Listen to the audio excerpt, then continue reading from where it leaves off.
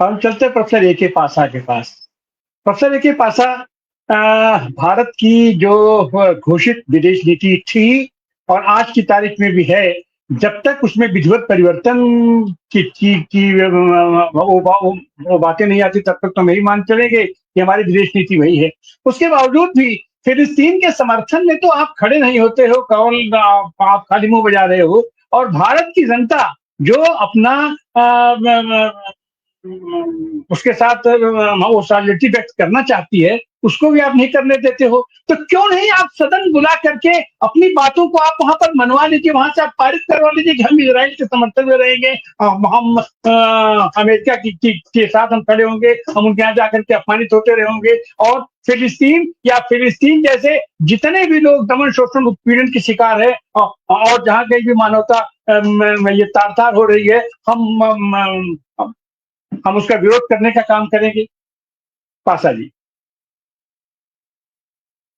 Unmute कीजिए। जी, धन्यवाद तिवारी जी।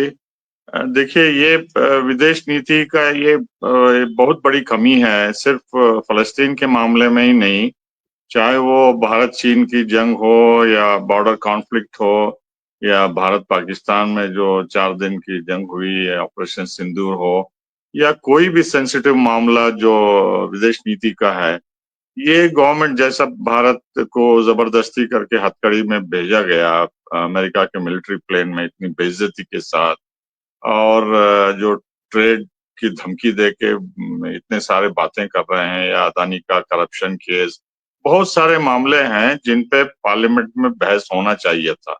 सवाल पूछे जाते थे और उनका वाजिब जवाब देना चाहिए था। लेकिन ये सरकार जो है ये इस बात को मानती नहीं कि ये पार्लियामेंट में बहस हो, डिबेट हो वगैरह। तो ये बहुत ही जो है अथॉरिटेरियन टेंडेंसीज करके ये कुचल रहे हैं जनता की आवाज, मेंबर ऑफ पार्लियामेंट की आवाज। और जिस तरीके से ये अमेरिका और इजराइल का सपोर्ट कर रहे हैं, लगातार नरसंहार जो हो रहा है वहाँ, जो बमबारी हुई ईरान पे भी, जबकि ईरान ने कुछ हमला नहीं किया था इजराइल का ना अमेरिका का। तो जो भी वहाँ पूरी दुनिया में हो रहा है, ये सरकार जो है इनकी कमर टूट चुकी है। ये डरते हैं जनता से, डरते हैं पार्लियामेंट में बहस करने के लिए, और इनकी जो गलतियां हैं वो खुलेआम आ जाएंगी पूरे देश के सामने कि ये गोदी मीडिया के जरिए कुछ कराते हैं, कुछ बोलते हैं।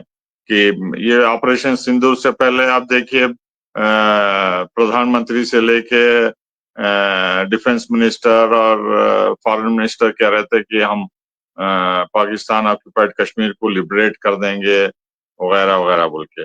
जब मौका था तो उन्होंने कुछ नहीं किया, जंगबंदी को राजी हो गए अमेरिका के दबाव में आके। और अमेरिका जो है, वहां के प्रेसिडेंट 15, 16, 18 बार, कल भी उन्होंने कहा नाटो मीटिंग में कि हमने सीज़फायर करवाया है। तो जो डॉक्टर सुनीलाम श्रीनगर का और बैंगलोर का एग्जाम्पल दे रहे थे, ये पूरे शहरों में हो रहा है। कुछ हद तक केरला में भी हो रहा है, वेस्ट बंगाल में भी हो रहा है। और होम मिनिस्ट्री के तरफ से कड़े रूल्स रेगुलेशन भेजे हैं कि फलस्तीन के मामले बहुत कड़ा रवैया इख्तियार करिए, किसी भी तरह से जो है आम जनता इसमें शामिल नहीं होना, समर्थन में डेमोन्स्ट्रेशन नहीं होना, सेमिनार्स नहीं होना, लेक्चर्स नहीं होना। और तो ये भारत में लार्जेस्ट डेमोक्रेसी और लिबरल डेमोक्रेसी और 56 इनका सीना तान के पूरी दुनिया में ढोल बजाते हैं कि हम डेमोक्रेटिक हैं और वगैरह वगैरह बोल के। तो लोग अब इस पे उंगली उठा रहे हैं कि आप बड़ी बड़ी बातें तो करते हैं डेमोक्रेसी के बारे में, लेकिन आपका रवैया जो प्रोटेस्ट करते हैं, डेमोन्स्ट्रेशन करते हैं, उनके खिलाफ बरक्स उल्टा है। लेकिन हमें ग्लोबल पिक्चर भी देखना चाहिए कि सिर्फ भारत में ही हो रहा है या यहूदी लॉबी कर रही है, अमेरिका का दबदबा है, या दूसरे देश कैसा इसको देख रहे हैं? देखिए, कोई अरब देश में, ईरान को छोड़ के जो कि अरब नहीं है, तुर्की में कुछ डेमोन्स्ट्रेशंस में, कोई अरब देश में ये डिक्टेटर्स, ये मोनार्क्स, ये किंग्स इजराइल के खिलाफ डेमोन्स्ट्रेशंस अलाउ नहीं कर रहे हैं। पाबंदी है, चाहे वो सऊदी अरब में हो, कुवैत में हो, जॉर्डन में हो, इजिप्ट में हो, या कोई भी देश में। तो जो डेमोन्स्ट्रेशंस हो रहे हैं लंदन में, पेरिस में और एम्स्टर्डम में, वाशिंगटन में, वहां भी जो है लोगों को सख्ती से पेश आते हैं ये पुलिस सिक्योरिटी फोर्सेस, और अरेस्ट करते हैं नारेबाजी करने के लिए और उल्लंघन करने के जुर्म में वगैरह। तो देखिए, मॉस्को में भी बहुत कम होते हैं, या चीन में तो बिल्कुल उसकी संभावना ही नहीं है। तो दूसरे देशों में भी जो है, साउथ ईस्ट एशिया के देशों में भी देखिए, ये जो इजरायली लॉबी है, अमेरिका के साथ जो CIA मोसाद के साथ मिलके काम करते हैं पूरी दुनिया में, जो दबदबा है उनका बैंक का, इंश्योरेंस का, और वॉल स्ट्रीट में मिलिट्री इंडस्ट्रियल कॉम्प्लेक्स वगैरह।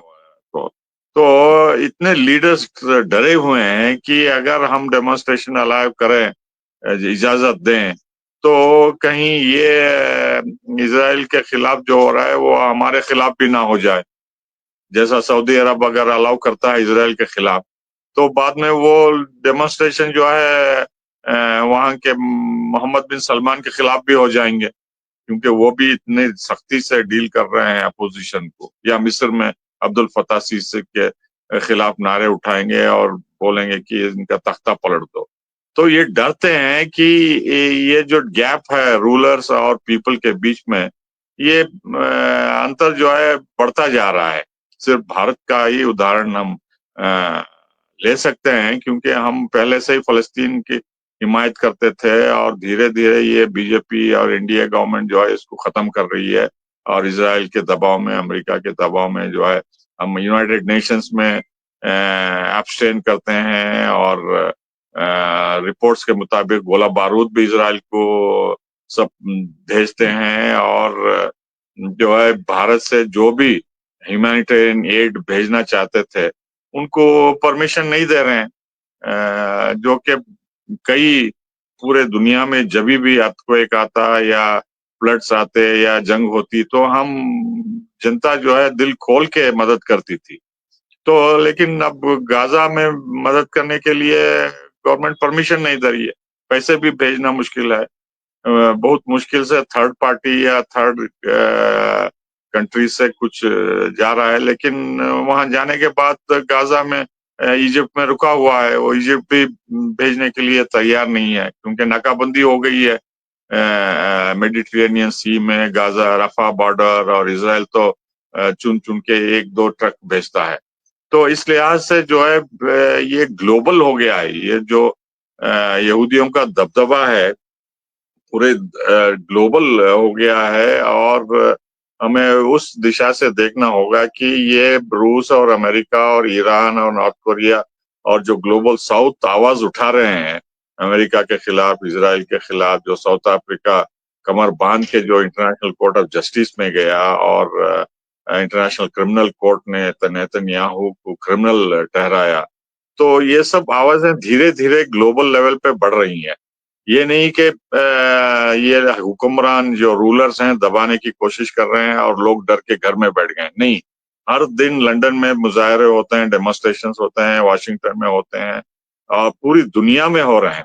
लोग जो है 20 महीने से ज्यादा सड़कों पे आते हैं, एक नहीं, दो बार नहीं, कई बार अपना फैमिली ऑब्लिगेशन छोड़ के, अपनी नौकरी छोड़ के, इतनी हमदर्दी जो है फलस्तीनी लोगों के साथ बता रहे हैं पूरी दुनिया में, चाहे वो लाइव डेमोन्स्ट्रेशंस हो, या सोशल मीडिया के जरिए हो, या कोई भी तरीके से जो है उनकी हमदर्दी जो है लाखों करोड़ों लोगों की जो है ये फलस्तीनियों के साथ है।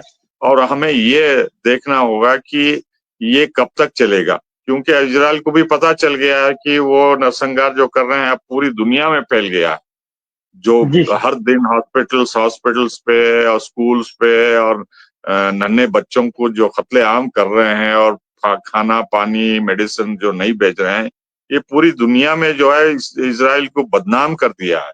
उनके उनके जो ढोल था कि हम डेमोक्रेसी हैं और हम विक्टिम्स जी हैं सर। हिटलर के और नाजी जर्मनी के वगैरह सब, ये पर्दाफाश हो गया है। और अमेरिका का भी इसमें यही हो रहा है कि क्रेडिबिलिटी जो है अमेरिका की धीरे धीरे खत्म हो रही है और लोगों में ये उत्साह बढ़ रहा है कि ये रूल्स बेस्ड ऑर्डर जो है हमारे कुछ काम का नहीं है और जो रूस और चीन और ब्रिक्स देश जो कर रहे हैं हम उसके हाथ मजबूत करना होगा। बल्कि ये डिवीजन पोलराइजेशन पूरे दुनिया में हो गया। लोगों को भी पता चल गया जी कि सर। ये हुक्मरान जो है ये जूश लॉबी के पिट्ठू हो गए। जी जी सर, बहुत बहुत धन्यवाद।